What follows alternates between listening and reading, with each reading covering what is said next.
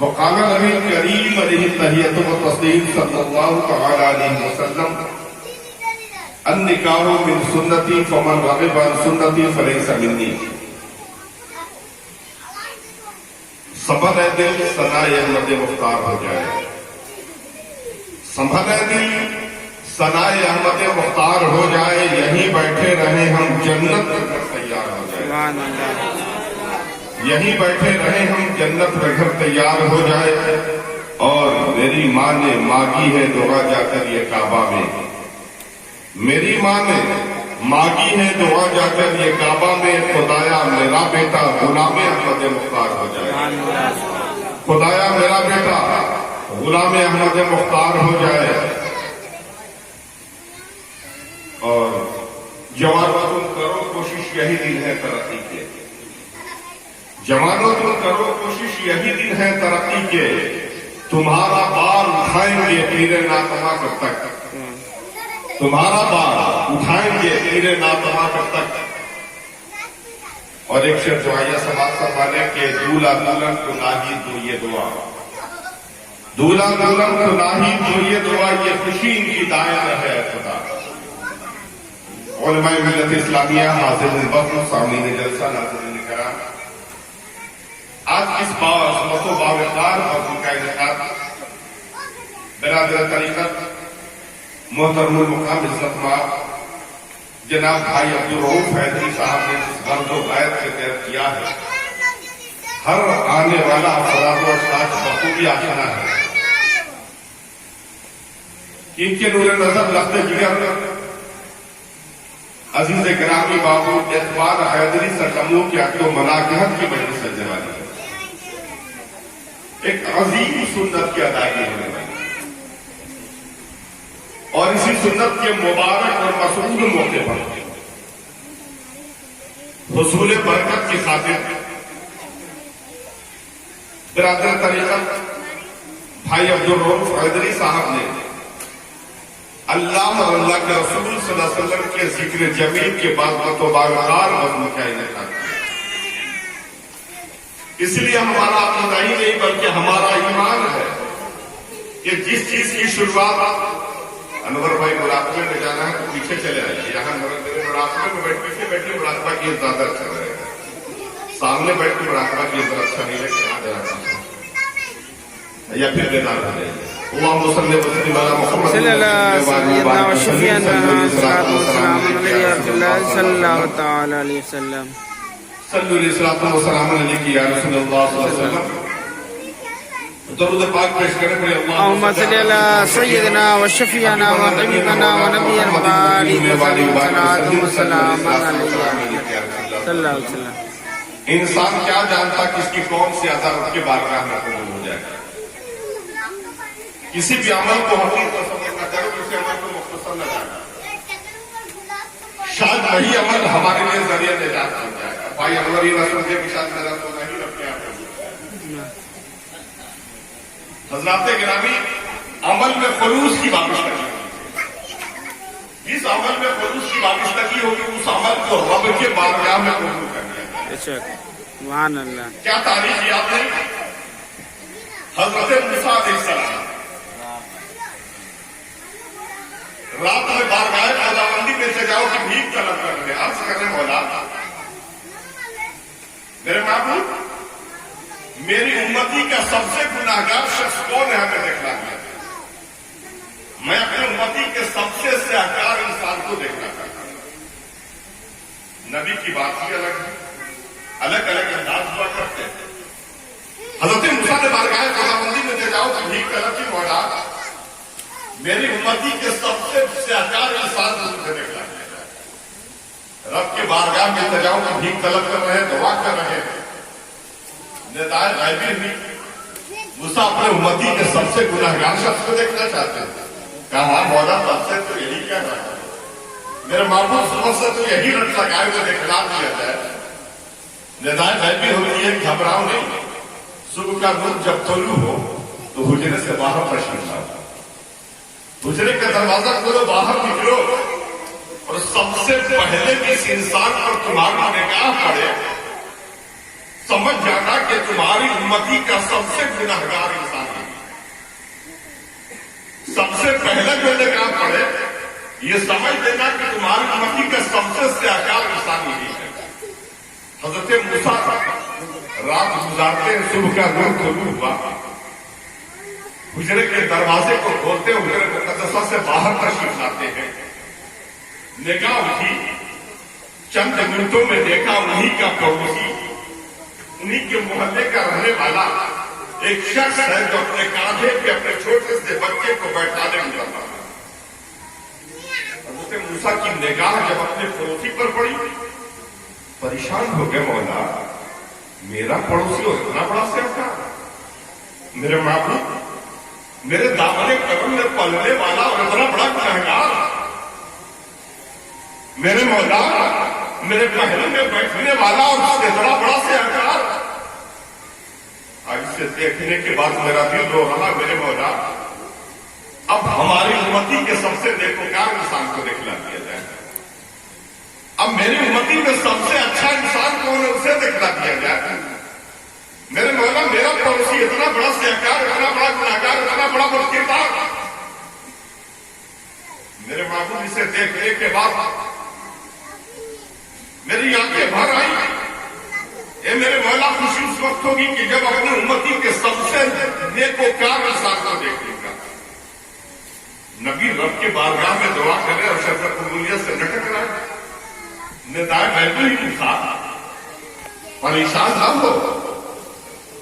मूसा अपने पड़ोसी को देखकर हैरान ना हो। रहमत हमको कुछ रखी बढ़ाना चाहिए, अल्लाह की रहमत बढ़ाना तलाश रही है। परेशान ना हो, तुम्हारी उम्मती के सबसे नेकोकार इंसान को भी देखा दिया जाएगा। तुम्हारे उम्मती में सबसे नेक इंसान कौन उसे भी देखा दिया। थोड़ा इत्मीनान रख, सूरज गरूब होने दे, जब सूरज गरूब हो जाए तो हुजरे से बाहर लेकर आना और सबसे पहला इंसान जो तुम्हें नजर आए समझ लेना तेरी उम्मती का सबसे नेक इंसान है। हज़रत मूसा खुश हो गए, शाम का इंतजार करने लगे। सूरज गरूब हुआ, हज़रत मूसा हुजरा मुकद्दसा से बाहर तशरीफ लाते हैं। खड़े हैं, मुंतजिर हैं। इतने में निगाहों ने मुशाहिदा किया कि वही शख्स जो सुबह मोहल्ले से बाजार की तरफ जा रहा है, अब बाजार से अपने कांधे पर बच्चे को बैठाने गुजर रहा है। हज़रत मूसा देखे कौन देखा कर देते हैं, मुंतजिर रहे, इंतजार में लगे रहे कि कोई दूसरा आए, तीसरा आए, काफी ताकीद गुजर गई हो गई। हज़रत मूसा ने कहा मौला इसके अलावा गुनाहगार के अलावा तो मैंने किसी और को देखा ही नहीं। मेरे मौला मेरी निगाहों ने सुबह जिस स्याहकार को देखा था, सुबह जिस बदकिरदार को देखा था, सुबह में जिस गुनाहगार को देखा था, सूरज गरूब होने के बाद उसी स्याहकार, उसी बदकार, उसी गुनाहगार को गुजरते हुए देखा। इसके अलावा कोई दूसरा नजर नहीं आया। निदायत गैबी होती है, आसमान से आवाज आती है, मूसा अरे यही तो तुम्हारी उम्मती का सबसे नेकोकार इंसान था। सुभान अल्लाह, सुभान अल्लाह। मूसा यही तुम्हारी उम्मती का सबसे नेक इंसान है, सबसे अच्छा इंसान है, सबसे अच्छा इंसान है। लेकिन मूसा ने कहा मौला बात समझ में नहीं आई। सुबह में सबसे बड़ा गुनहगार यही था, सुबह सबसे बड़ा स्याहकार यही था। पल के पल में दिल की दुनिया बदल कैसे गई, पल के पल में नक्शा बदल कैसा गया। सुबह इतना बड़ा पापी था, सुबह इतना बड़ा मुजरिम था, सुबह इतना बड़ा खताकार था, सुबह इतना बड़ा बदकिरदार था, और शाम होते ही मेरी उम्मती का सबसे नेकोकार इंसान कैसे हो गया। इतना बड़ा मुजरिम, इतना बड़ा नेक कैसे हो गया, बात समझ में नहीं आती। निदायत गैबी होती है, आसमान से आवाज आती मूसा आज सुबह जब ये तेरी उम्मती का गुनहगार फर्द शहर से गुजर रहा था, बाजार की तरफ जा रहा था, कांधे पे अपने नन्हे से बच्चे को बैठा लेते, बाप चल रहा था। बच्चों की फितरत में शामिल है कि बच्चे सवाल और सवाल करते। ये अलग सी बात है कि बच्चे जब सवाल करते तो बाप बड़ा खुश होता है कि आज मेरा बेटा बोलना सीख गया, میرے بیٹے نے بار بار مجھ سے پوچھا ہے یہ کیا ہے یہ کیا ہے. یہ الگ بات ہے کہ وہی بیٹا جب جوان ہو جاتا ہے اور بوڑھا باپ ایک سے دو بار پوچھتا ہے تو بیٹا بگڑ جاتا ہے کہ بڑھوا خراب ہو گیا, دماغ خراب ہو گئی کہ ایک ہی بات کو بار بار پوچھ رہے ہیں. یہ الگ بات ہے نوجوانوں, باپ کے دل سے پوچھو. جب بچہ بولنا سیکھتا تو تیری زبان میں جب ایک بات کو 10 بار پوچھتا ہے تو باپ ہمیں نہیں سمجھتا, پورے محلے میں اعلان کرتا ہے کہ آج میرے بیٹے نے 14 مرتبہ پوچھا یہ کیا ہے, بتایا چڑیا پھر پوچھ رہا ہے یہ کیا ہے. بہت خوش ہوتا ہے. لیکن وہی بیٹا جب باپ بوڑھا ہو جاتا, بیٹا جب آتا پوچھتا باپ کہاں تھا, بازار گئے تھے. پھر تھوڑی دیر کے بعد آپ کی محبت صبح سے دیکھا نہیں تھا, لال کے لیے پریشان ہے, میرے لال نے صبح میں دیکھا نہیں کہاں تھے. بیٹا کہتے بابا بازار گئے تھے. تیسری بار پوچھ لیا کہ کہاں گئے تھے. بیٹا بگڑ جاتا ہے کہ ایک ہی بار آپ کا پوچھتے پاگل ہو گئے, دماغ خراب ہو گیا. آج ہمارا مزاج ہو گیا ہے نوجوانوں, مجھے طرف نہیں کرنا. بچے نے سوال پر سوال کرنا شروع کر دیا. بچہ گزر رہا ہے, نگاہ پڑی, دیکھا سامنے ہی وہ پہاڑ ہے, کوہ تھور پر نگاہ پڑی. بچے نے اتنے بڑے پہاڑ کو دیکھا تو بچے نے بابا سے سوال کیا, بابا یہ کون سی شے ہے, اتنی بڑی چیز ہے کیا. بچے نے کبھی پہاڑ دیکھا نہیں تھا, پہلی بار گزرا تھا. پہاڑ کو دیکھ کر گھبرا گیا. بچے نے سوال کیا, بابا اتنی بڑی کون سی شے ہے. باپ نے مسکراتے ہوئے جواب دیا, میرے لال یہی تو کوہ تھور ہے, یہی تو تور ہے, یہی پہاڑ ہے. بیٹے نے سوال کیا, بابا پہاڑ اتنا بڑا ہوتا ہے. کہا ہاں بیٹا پہاڑ بہت بڑا ہوتا ہے. کہا بابا اس پہاڑ سے بھی بڑی بڑی شے اللہ نے پیدا کیا ہے. کیا ہاں بیٹا اللہ کے خزانے میں کوئی کمی ہے, پہاڑ سے بڑی شے زمین ہے, اس سے بڑی تو زمین ہے. کہا بابا زمین سے بھی بڑی کوئی شے ہے. باپ نے کہا بیٹا وہ آسمان ہے. کیا بابا آسمان سے بھی بڑی کوئی شے ہے. جب بچے نے سوال پر سوال شروع کیا تو باپ کی آنکھیں بھر آئی, باپ رونے لگا. باپ کو روتے ہوئے دیکھا. بچے نے سوال کیا, 2-4 سوال میں رونے لگے, گھبرا گئے. کہا بیٹا تمہارے سوال سے نہیں رو رہا تھا. کہا پھر سے جواب نہیں بن پا رہا تھا, رو رہے.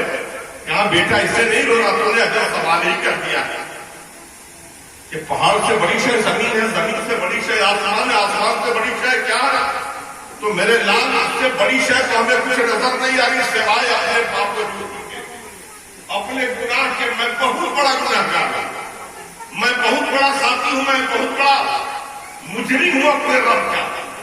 میں نے پوری زندگی گناہوں میں گزار دی, مجھ سے بڑی خطائیں ہوئی ہیں, بڑی لفزشیں ہوئی ہیں. میں بڑا سہکار انسان ہوں. میرے نام نیکی نام کی چیز نہیں ہے. بیٹا پہاڑ سے بھی زیادہ, زمین سے بھی بڑی شے, آسمان سے بھی بڑی شے میرے پاپ وجود ہے, میرے گناہ. میں اپنے رب کا بہت بڑا مجرم ہوں, بہت بڑا خطاکار. میرے گناہ دریائے گھاٹ سے بھی زیادہ ہے, پہاڑ سے بھی زیادہ ہے, زمین سے بھی زیادہ, آسمان سے بھی زیادہ. میں بہت بڑا مجرم ہوں. پوری زندگی میں نے اپنے خطاؤں میں گزار دی ہے, اپنے رب کا نافرمانا, برگنا فرما بردار بنا. سننے کے بعد بیٹے نے باپ کو روتے ہوئے دیکھا. بیٹے نے سوال کیا, بابا پھر اس سے بھی بڑی تو کوئی شے نہیں. جب پہاڑ سے بڑی شے ہے, زمین سے بڑی چیز ہے, آسمان سے بڑی چیز ہے, تو تمہارے گناہ سے بھی تو بڑی کوئی چیز ہوگی. اتنا تو نہ تھا. باپ مسکرانے لگا. کہا بیٹا تو نے دکھتے ہوئے رنگ پر ہاتھ رکھ دیا ہے. بیٹا بڑا سکون مل گیا ہے. جب پوچھ ہی لیا تو مجھے اطمینان ہو گیا. ہاں زمین سے بڑی شے آسمان ہے, آسمان سے زیادہ بڑی شے میرا خطا گناہ جرم ہے. اور گناہ سے بڑی شے کے بارے میں جب پوچھ رہا ہے تو ہاں یاد آ گیا, میرے رب کی رحمت ہے, میرے رب کا فضل ہے, میرے مولا کا کرم ہے, میرے معبود کی عنایتیں ہیں, میرے مولا کی نوازش ہے, اللہ کا فضل بے پناہ ہے. سبحان اللہ, سبحان اللہ, سب سے زیادہ ہے. سبحان اللہ. اے موسیٰ, جسے میرے کرم پر اتنا بھروسہ تھا, جسے میرے فضل پر اتنا اطمینان ہو، جسے میری رحمت پر اتنا یقین ہو، بھلا وہ مجرم کیسے رہے گا؟ میں نے اس کے خطاؤں کو معاف کر دیا، گناہوں کو بخش دیا، اس لیے کہ اب آئی وہ حبیب اللہ، توبہ کرنے والا اللہ کا دوست ہوا کرتا۔ سبحان اللہ، سبحان اللہ، اللہ اکبر، اللہ اکبر، یا رسول اللہ، زندہ باد، زندہ باد۔ وہ فوراً اپنی غلطی پر نادم ہوا ہے، اپنی غلطی کا احساس مجھے فوراً ہوا ہے، اس لیے میں نے اس کے خطاؤں کو معاف کر دیا۔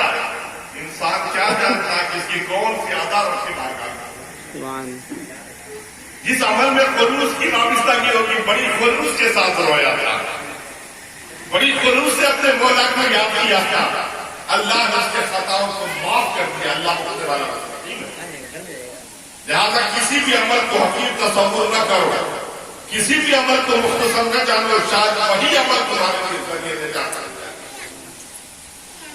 لہٰذا حضرات گرامی، اللہ کی بارگاہ میں جس عمل میں خلوص کی وابستگی ہوگی، اسی عمل کو شفقت قبولیت سے نوازا جائے۔ حضرت موسیٰ کی بات آ گئی، بات ذہن میں آ گئی، حضرت موسیٰ ہی کرتے ایک دن کوہ طور پر چلے، ندائے غیبی ہوئی، آسمان سے آواز آئی، موسیٰ تیری امت کا فلاں فرد جو ہے اسے میں راضی ہو گیا، اس نے ہمیں منا دیا ہے، اس کے عمل سے میں خوش ہو گیا، اور جب عمل سے خوش ہو گیا، اس نے مجھے منا دیا، راضی کر لیا، تو میں نے اسے دو بڑے انعام سے ہمارا بات کیا، دو انعام سے نواز دیا۔ کیا وہ کون سا انعام ہے؟ کیا موسیٰ پہلا انعام تو یہ کہ اس کی نیکیوں کی وجہ سے اس کو عمر میں اضافہ کر دیا، سبحان اللہ، عمر میں برکت عطا کر دی، جتنی زندگی اس نے جی لی، لیکن مزید 80 سالہ زندگی ہم نے اسے اور بھی دے دیا، اسے بخش دیا، زندگی 80 سالہ زندگی میں اضافہ کر دیا، اس کو عمر میں برکت عطا کر دی، وہ 80 سال اور زندہ رہے، اور 80 سالہ زندگی میں دوسرا انعام یہ ہے کہ وہ بڑی غربت کی زندگی گزار رہا ہے، لیکن 80 سالہ زندگی میں 40 سالہ غلامی کی زندگی رہی اور 40 سالہ غریبی کی زندگی، 40 سالہ عشرت کی زندگی ہوگی، 40 سالہ اسرت کی زندگی ہوگی، 40 سال وہ امیر رہے گا اور 40 سال غریب، لیکن ہم اتنا خوش اس سے ہو گئے، اس نے ہمیں اتنا راضی کر دیا ہے کہ یہ فیصلہ ہم اس پر چھوڑ رہے ہیں، جاؤ اس سے پوچھ لو، وہ پہلے امیری کی زندگی چاہے تو ہم اسے امیر بنا دیں، اور پہلے فقیری کی زندگی چاہتا تو فقیری کی زندگی اختیار کر لے، بعد میں پھر وہ امیر ہوگا۔ حضرت موسیٰ آئے، پیغام سنا دیا، خوشخبری دی، بشارت دیا، مبارک ہو، عمر میں اضافہ ہو گیا ہے، تو نے اپنے مولا کو منا لیا ہے، اپنے رب کو راضی کر لیا ہے، اور اللہ جل شانہ نے تمہارے عمر میں 80 سالہ برکت عطا فرما دی ہے، مزید 80 سالہ میں 40 سالہ امیری کی زندگی، 40 سالہ غریبی کی زندگی عطا کیا۔ اب رب قدیر نے تمہیں یہ اختیار دیا ہے، یہ پاور تمہیں دیا ہے کہ امیری کی زندگی چاہو تو پہلے امیری کی زندگی لے لو، غربت کی زندگی چاہو تو پہلے غربت کی زندگی لے لو۔ شوہر بڑا وفادار، کیا کر جائیے، میری نیکیوں میں صرف میرا ہی حصہ نہیں، ذرا بیوی سے پوچھ کر آتا ہوں، آج کی طرح میں ذرا بیوی سے پوچھ لوں، اس کے بعد پھر جواب دیتا ہوں۔ حضرات گرامی، بیوی کے قریب گیا، جہاں پیاری جگہ ہم نے اپنے رب کو راضی کر دیا، میرا رب ہم سے راضی ہو گیا ہے، اللہ جل شانہ نے ہمارے عمر میں برکت عطا فرما دی، پروردگار عالم نے ہمیں امیری کی زندگی اور غریبی کی زندگی دونوں عطا کر دیا ہے، لیکن رب نے ہمیں یہ اختیار دیا ہے کہ ہم پہلے امیری کی زندگی لیں یا غریبی کی زندگی۔ میری نیکیوں میں تمہارا بھی شمار رہا ہے، تم بھی شامل نہیں ہو، یہ عزت جو ہمیں ملی ہے اس میں تمہارا بھی حق حاصل ہے، تمہاری وجہ سے یہ مقام ہم لوگوں کو ملا ہے، لہذا میں تم سے مشورہ کر رہا ہوں، یہ بتاؤ کہ پہلے ہم امیری کی زندگی لے یا غریبی کی زندگی؟ ذات گرامی بیگم نے کہا کہ پیارے شوہر، جب غریبی میں ہم نے اپنے رب کو منا لیا تو امیری میں کیسے نہیں منا سکتے؟ جب غریبی میں ہم نے اپنے رب کو راضی کر لیا تو امیری میں کیسے نہیں راضی کریں گے؟ لہٰذا پہلے امیری کی زندگی لی جائے، بعد میں دیکھا جائے گا. پہلے امیری کی زندگی چاہیے. حضرت رب تو دانائے رہو کہیں تو میرے رب کو خبر ہو گئی ہے. حضرت موسیٰ کو پیغام سنایا، موسیٰ کو بتلا دیا، رب کو خبر ہو چکی ہے. دن دونی رات چودھری ترقی ہونے لگی. ہفتہ مہینہ بھی نہیں گزرا کہ دولت کا انبار لگ گیا.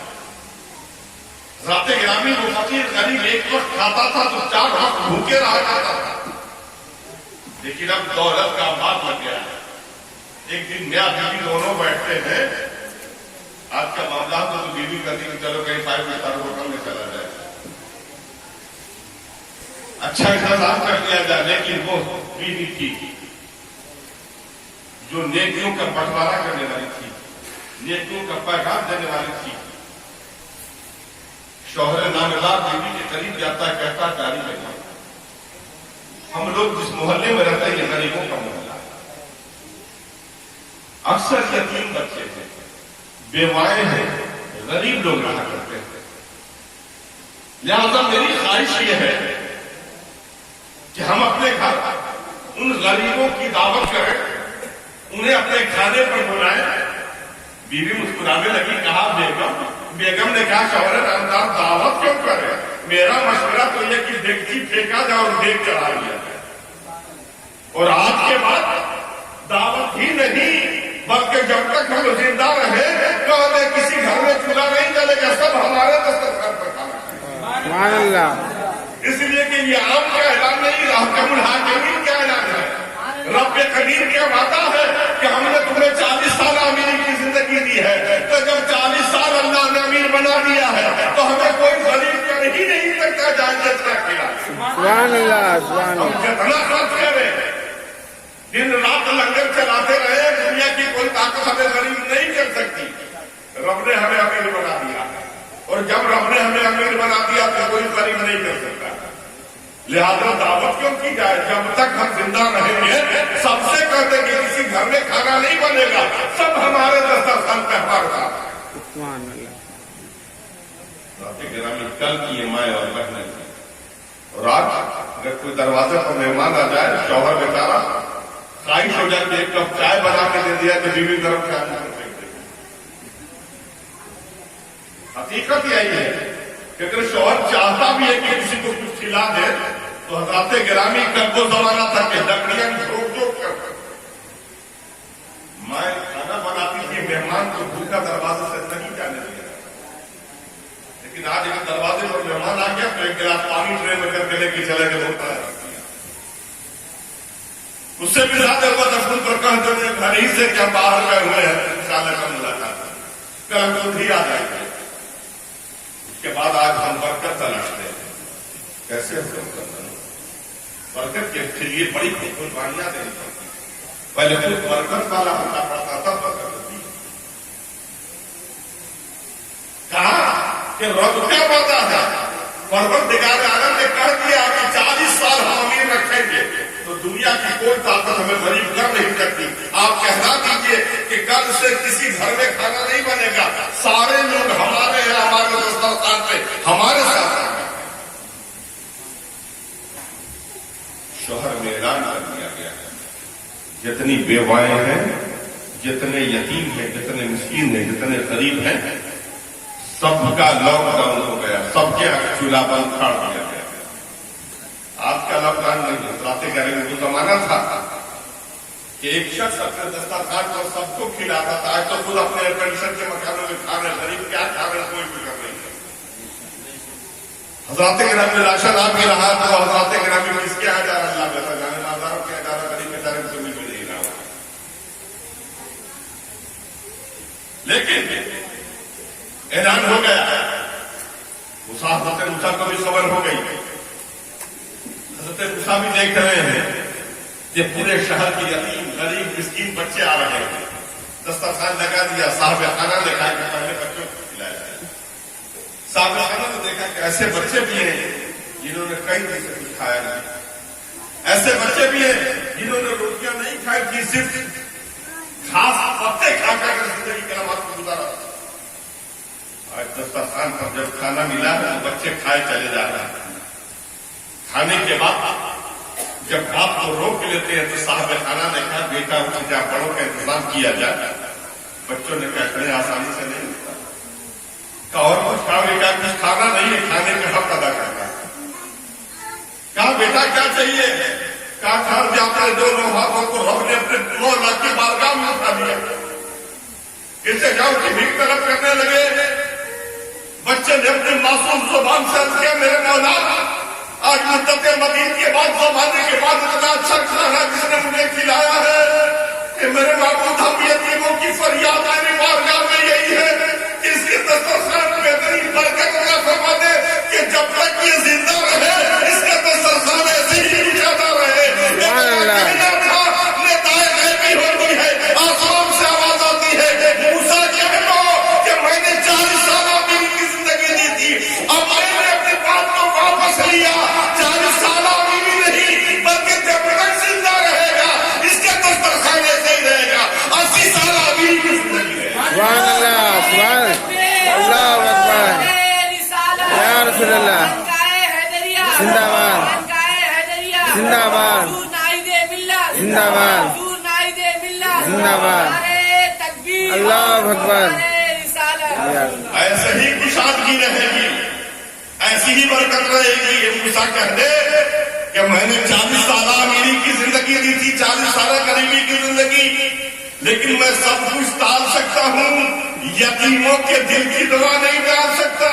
लिहाजा बच्चों ने कह दिया है कि मौला जब तक कि जिंदा रहे इसके दस्तरखान में ऐसी ही कुशादगी रहे, ऐसी ही बरकत रहे। तो मैंने 40 साल गरीबी की जिंदगी ले ली और 80 साल अमीरी की जिंदगी अता की। सुभान अल्लाह।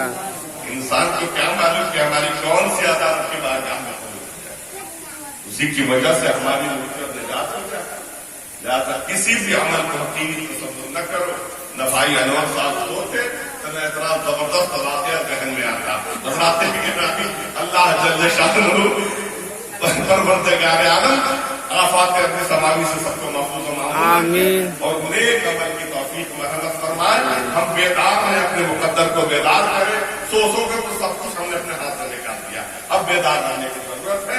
रब्बे आयत मुक़द्दसा आयुस आयत मुक़द्दसा की तरफ आपके ख्यालात को मबदूल करा दो। इस आयत मुक़द्दसा की तिलावत रब का फरमाना थी अल्लाह रसूल लअल्लकुम तुरहमून, अल्लाह और उसके रसूल की अताअत करो। जब तुम अल्लाह उसके रसूल की अताअत करोगे तभी तुम पर अमल किया जाएगा, जिसका मतलब मकसद मफहूम ही है। अल्लाह रसूल तुरहमून, अल्लाह उसके रसूल की अताअत करो तब तुम पर अमल किया जाएगा, वरना कामों कर सवारी करना नहीं। तुम नमाज नहीं पढ़ो तुम पर कर्म किया जाएगा, रोजा नहीं रखो तुम पर फजल किया जाएगा।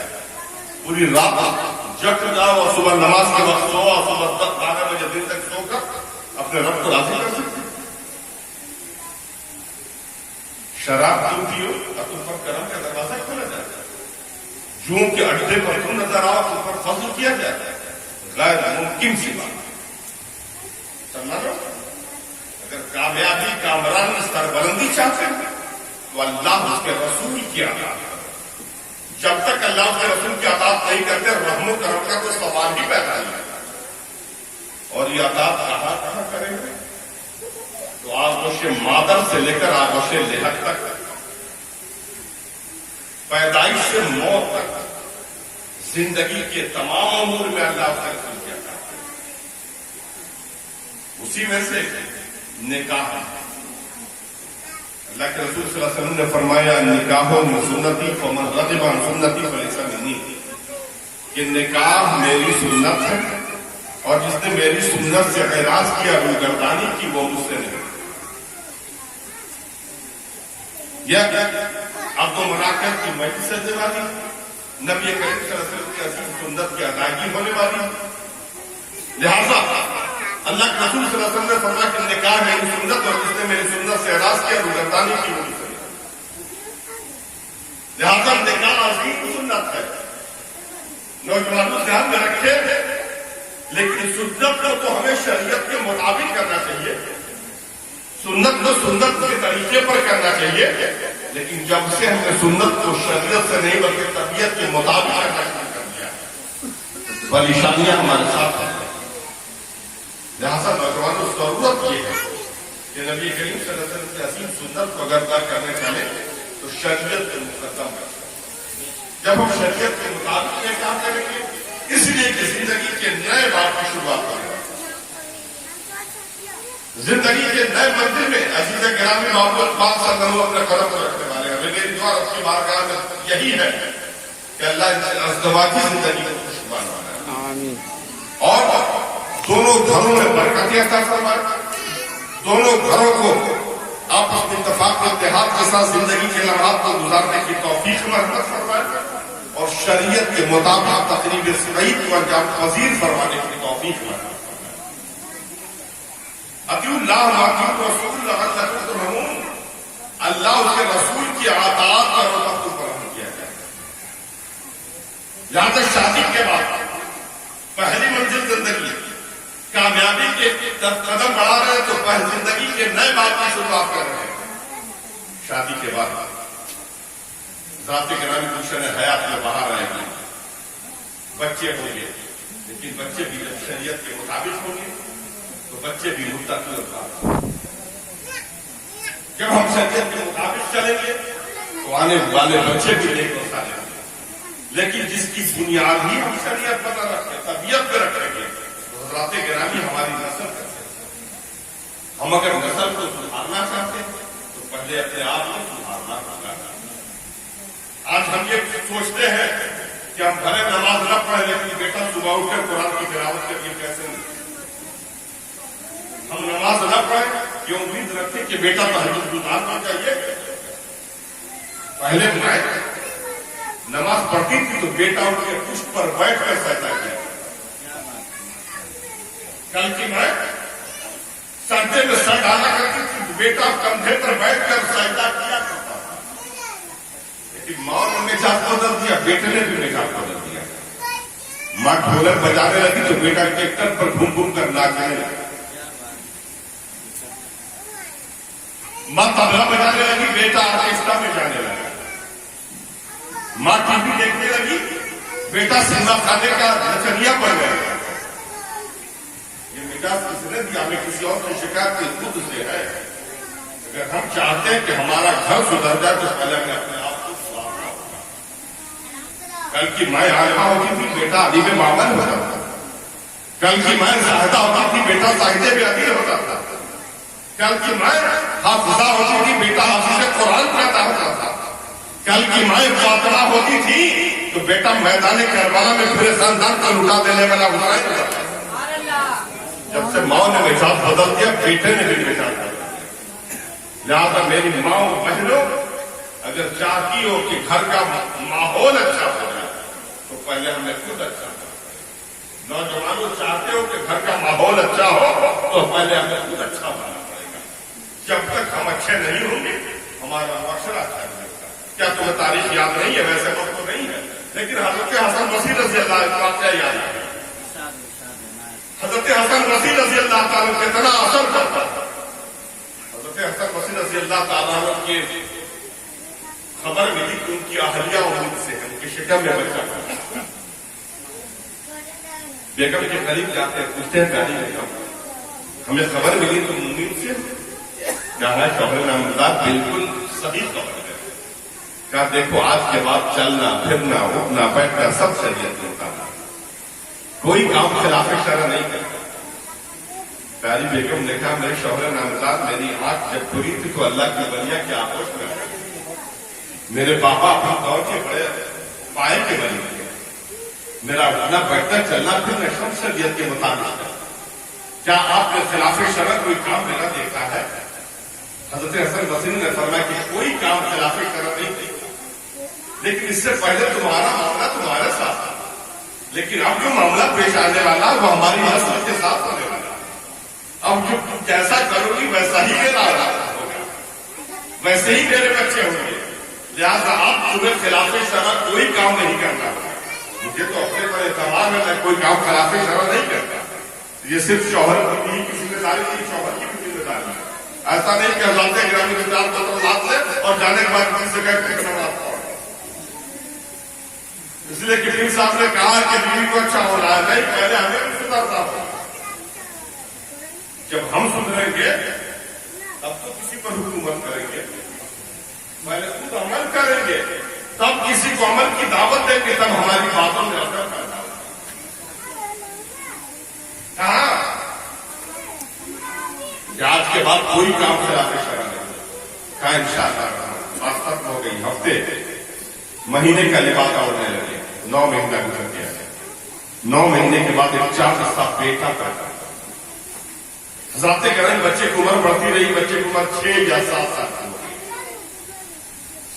ایک دن حضرت حسن بصری اپنے خانقاہ میں تشریف فرما تھے، مریدوں کے درمیان بیٹھے تھے. اتنے ان کے محلے کا ایک لیبر، ایک مزدور آتا، چہرے سے پریشانیاں پیدا ہے. اس کے بعد میں رو رہا. حضرت حسن بصری نے پوچھا کیوں رو رہے، پریشان کیوں؟ کہا سرکار میں آپ کا پڑوسی ہوں. کہا میں جانتا تھا. کہا حضور میں غریب آدمی ہوں. کہا میں یہ بھی جان رہا ہوں، لیکن آنے کا مقصد کیا ہے؟ کہا حضور آپ اچھی طرح جانتے ہیں یہ مشکیزہ ہے، میں پانی بھرنے کا کام کرتا ہوں، پانی بھر بھر کر ہر گھر تک پہنچایا کرتا ہوں. اس سے جو پیسہ ملتا ہے گزر اور بات ہوتا ہے. میرے بچے اسی پر کرتے ہیں. کہا یہ ساری باتیں بتانے کی ضرورت کیا، میں تو جان رہا ہوں. میں اچھی طرح کہنا کیا چاہتے ہو؟ کہا حضور آج جب پانی بھر کر چلا تھا تو راستے میں آپ کے شہزادے مل گئے، آپ کے لخت جگر مل گئے. حضور ان کے ہاتھ میں 3 بار حکیم ترکش اور کمان سب تھا. انہوں نے اپنے مشکیزے سے اپنے ترکش سے تیر نکالا اور میرے مشکیزے کا نشانہ بنا دیا.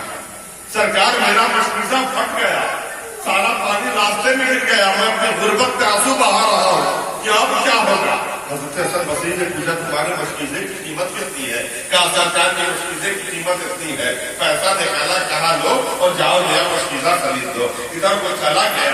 حضرت حسن بصری اٹھے، اپنے عصا کو ہاتھ میں لیا، چہرہ سرخ ہے، مریدین پریشان ہے، یا اللہ خیریت نہیں ہے. اگر آج شہزادے پر نظر پڑ گئی تو حضرت حسن بصری چھوڑیں گے نہیں. غصے میں اب عصا کو لیتے ہیں، خانقاہ سے باہر نکلے اور زنان خانے کی طرف بڑھنے لگے. تمام مریدین بھی پیچھے پیچھے ہیں. اتنے میں مریدوں کی نگاہوں نے مشاہدہ کیا کہ سامنے شہزادے چلے آ رہے ہیں.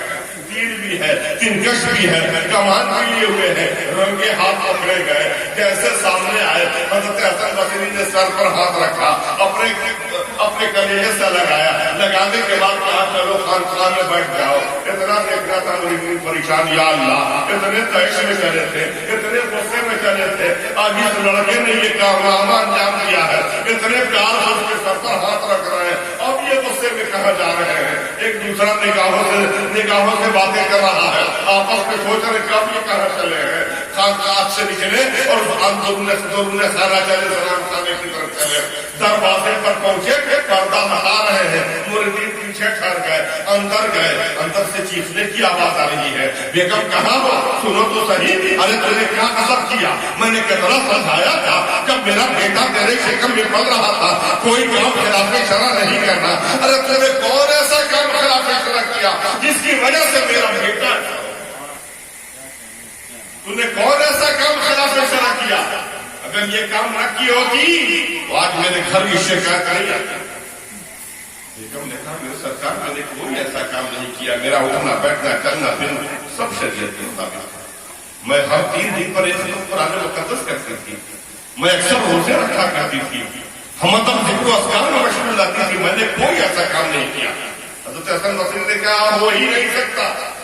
یقیناً تم نے کوئی ایسا کام کیا ہے جو خلاف شرع ہے. اگر شریعت کے مطابق تو زندگی گزارتی تو آج تیرے در پر دروازے پر یہ شکایت ہے. لیکن نے کہا میرے سرکار میں نے 9 مہینے کی حیات کا جائزہ لیا، اللہ کی حیات 9 مہینے کی زندگی کو دیکھا. کہا حضور میں نے دیکھ لیا، میں نے کوئی کام خلاف شرع نہیں کیا. کہا ہو ہی نہیں سکتا، غور کرو، انہیں کوئی کام خلاف شرع کیا. کافی تاکید کے بعد سامنے ہوئے الفاظ کرتی میرے آقا ایک بار میں آنگن میں اثر کی نماز پڑھ کر بیٹھی قصیدہ کاری کری تھی، پھول بنا رہی تھی۔ اسی درمیان پڑوس سے ایک عورت آتی ہے، آنے کے بعد میرے بغل میں بیٹھ جاتی ہے، باتیں کرنے لگی۔ ان کے ہاتھ میں انگور کے کچھ پوشے تھے، انگور کے کچھ گچھے تھے۔ بغل سے ان کے بچے نے آواز دیا، وہ انگور کا کوشا میرے گود میں رکھ دیتی اور کہتی بہن ذرا دیکھتی رہنا، میں ابھی آ رہی ہوں۔ میں نے وعدہ کر دیا کہ ہاں دیکھتی رہوں گی، یہیں بیٹھی ہوں دیکھتی رہوں گی۔ وہ چلی گئی، کافی تاخیر ہو گئی، یہاں تک کہ میرے سوئی کا دھاگا اور میں پریشان ہو رہی ہوں کہ اگر اندر سے دھاگا لا رہی ہوں تو وعدہ خلافی ہو جائے گی۔ میں نے وعدہ کیا یہیں بیٹھ کر دیکھتی رہوں گی، اور پریشانی والی جب مغرب کا وقت قریب ہونے لگا، میں پریشانی میں ادھر ادھر دیکھ رہی کہ وہ کب آئے، کہیں ایسا نہ ہو کہ وعدہ خلافی ہو جائے، مغرب کے ساتھ ہو جائے گی، میں وعدہ خلافی کر کے نماز کے رک جاؤں گی۔